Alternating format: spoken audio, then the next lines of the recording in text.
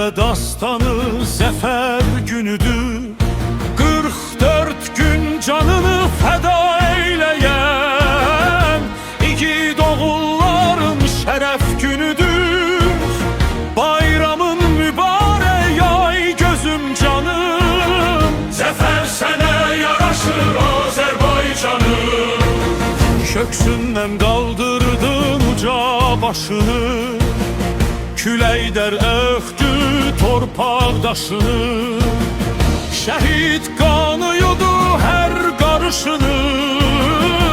Ey mənim varlığım, ey qibləgahım, zəfər sənə yaraşır Azərbaycanım. Birliyimiz qüvvətdir, yolumuz təkdir.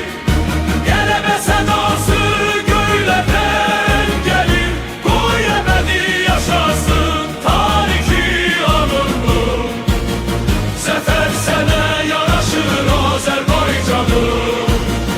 Dəniz kimi coşdu hər gidərən, qorxmadı tufandan, qardan, küləkdən.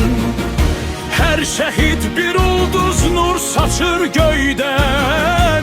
Dünyaya yayılan sözüm dastanım, zəfər sənə yaraşır Azərbaycanım. Torpağın dirildi yeni bahar tək, azadlıq eşqiyle döyündü ürək. Məhv etdi düşməni o polad bilək.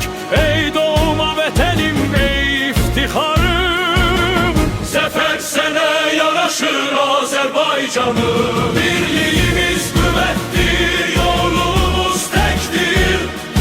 Qələbə sədası göylərdən gəlir. Qoy əbədi yaşasın tarixi anım, zəfər sənə yaraşır Azərbaycanım.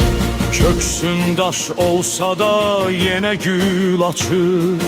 Göz yaşından güc alır, göyə ucalır. Hər övladın səndən güc qüvvət alır.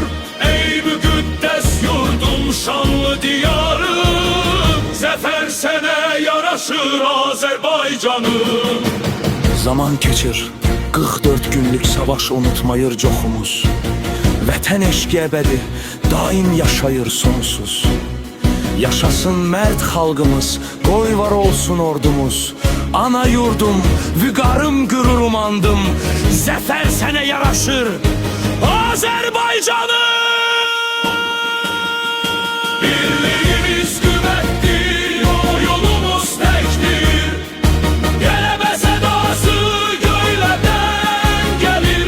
Qoy əbədi yaşasın tarixi anım, zəfər sənə yaraşır Azərbaycanım.